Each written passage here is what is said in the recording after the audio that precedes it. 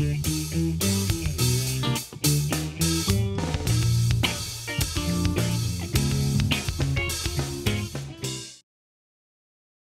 and welcome to our second module on the Entrepreneurial Educator. Today's topic is awakening relevant purpose. I'm Paul Porter, professor in the School of Education here at Sonoma State University, and welcome. I'm Mark Nelson, entrepreneur in residence at Sonoma State University, School of Business and Economics. Okay. So we thought we'd start today with defining or talking a little bit about what is relevant purpose. What do we mean when we say awakening relevant purpose? Because for me, until we know inside of ourselves what is our purpose, what's our mission, some of the other parts of this whole series aren't going to mean a lot unless you've got that alignment inside yourself of knowing what you stand for, what your life is about. So that's what it is for me, and it's kind of a key to being an entrepreneurial educator and thinker. How about you, Mark? Well, you know, to me, relevant purpose is kind of a self-discovery process, and it's about alignment.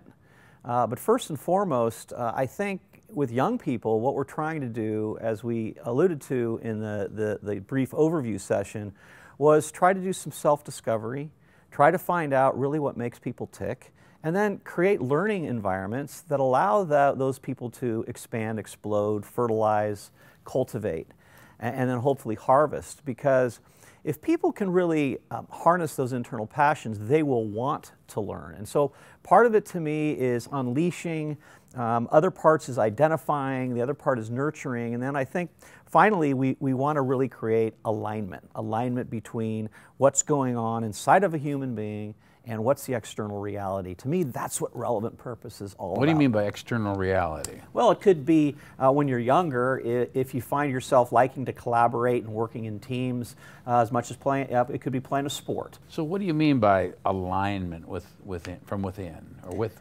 inside? So I think everybody in this world has a unique purpose. I think that could be unique purposes. And part of our mission in our life is to do self-discovery, and as we progress in our lives, to identify those unique purposes and unique purpose. Now, once you've done that, what you want to try to do is to try to create alignment with the external realities of your life. What you're doing from a professional perspective, who you're hanging out with, who your friends are, what type of associations you are, what are your hobbies, you know, again, how you're making a living, and consciously try to create an awareness about this internal world and your external world and try to bridge a gap and connect the dots. To me, that's what relevant purpose is about, creating alignment between that inner purpose and passion and the external reality. That inner passion, it's not just about business or work. It could be the best parent you could be. What are some other examples? It could be tending to a garden. It could be wanting to instruct people at Sonoma State University. I mean, I came in here out of a passion for wanting to help and be of service to the world.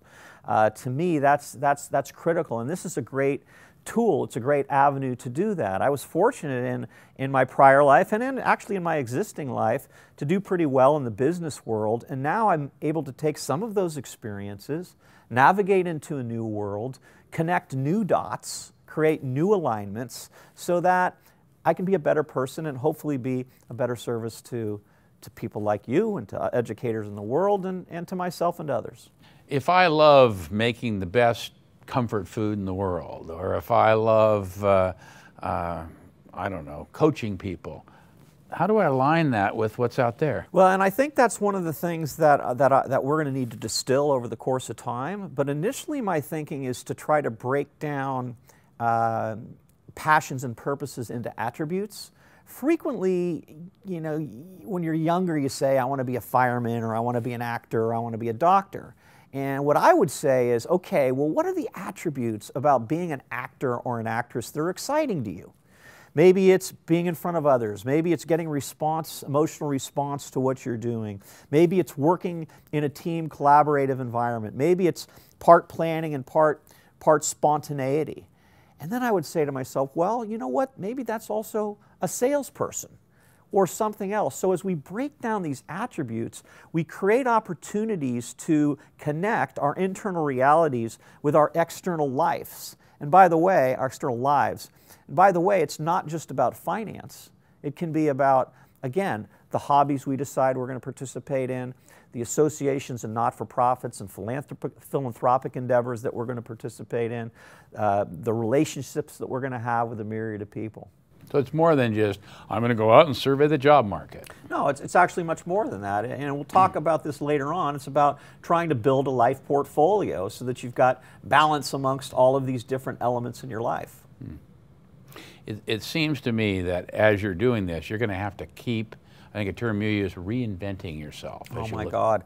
At no time in history, and we're going to hear about this from some of our educators in some of the clips that you're going to see over the course of this course, some of the sessions, and that is constantly reinventing yourself, understanding what the market demands, whatever market that is. It doesn't necessarily have to be for financial. It could be, I want to go do this from a not-for-profit perspective, and here's what I have to offer.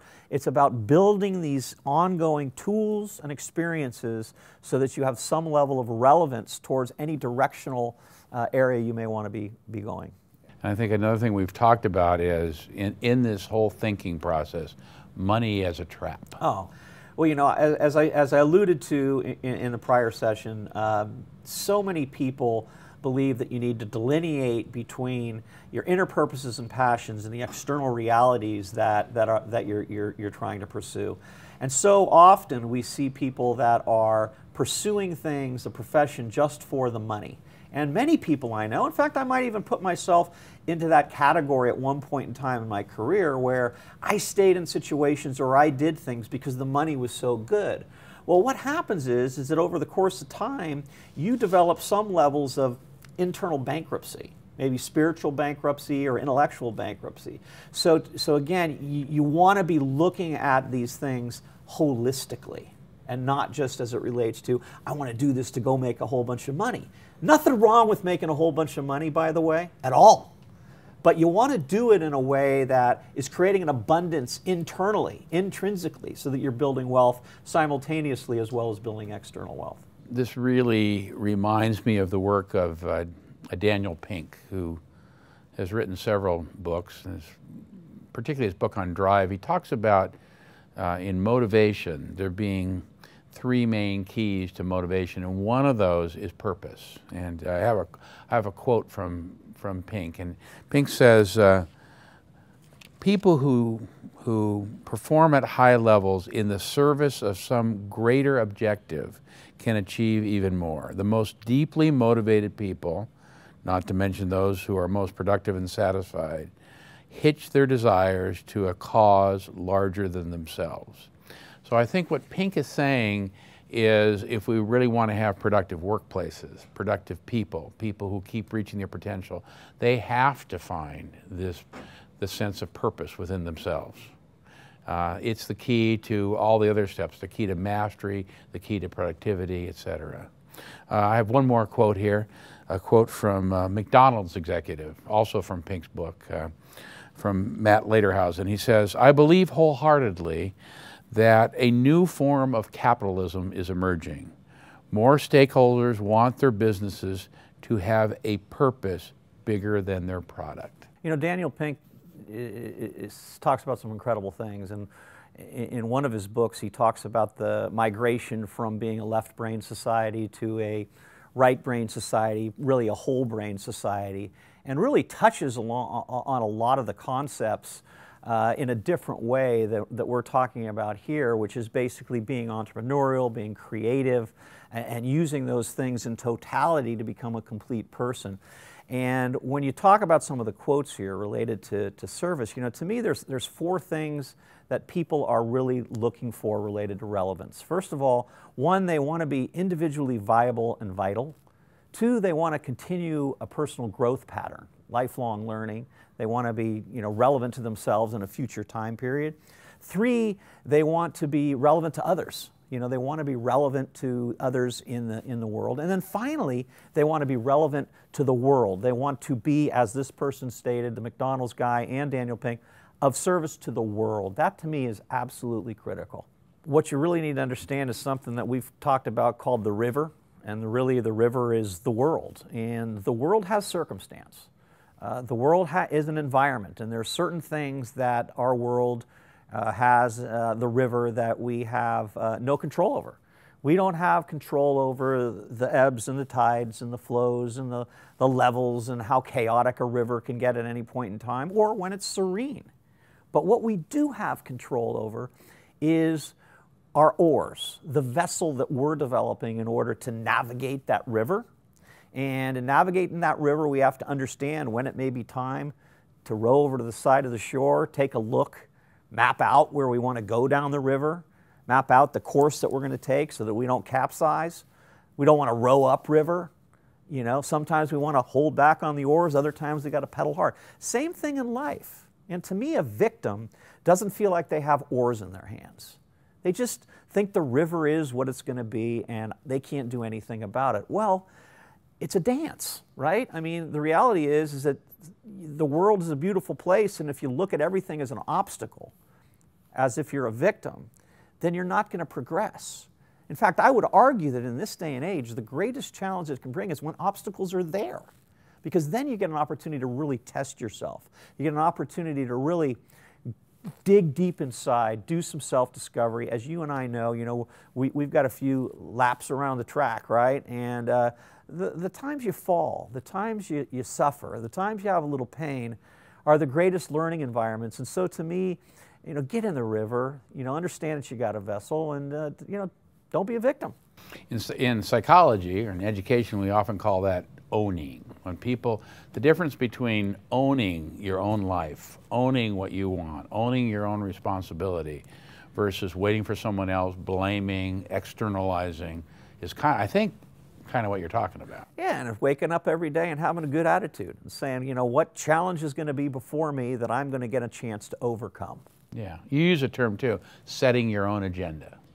Well, I think you got to set your own agenda, and you got to set it in a realistic way. I think that's the alignment piece. The alignment, right? And when you set your own agenda, you don't feel powerless.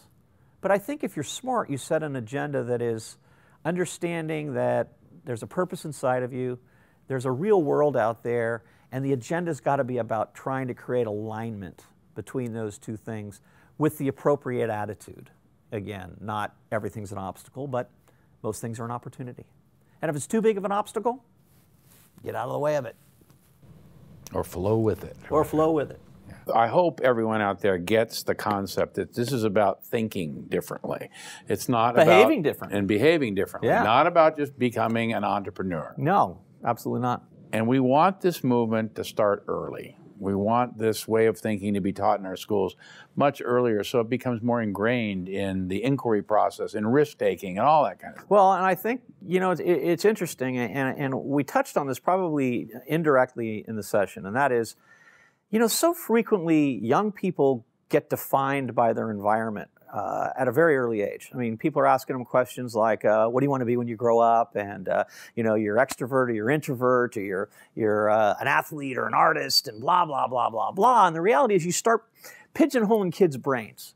And the reality is that what we want to do is we want them to define themselves. We want to create an environment, whether it's at home or in a school, and by the way, when it's in a workforce, where people can start defining themselves by utilizing the environment as a point of reflection, a mirror, also using it as a tool to develop, and to me, the educational system.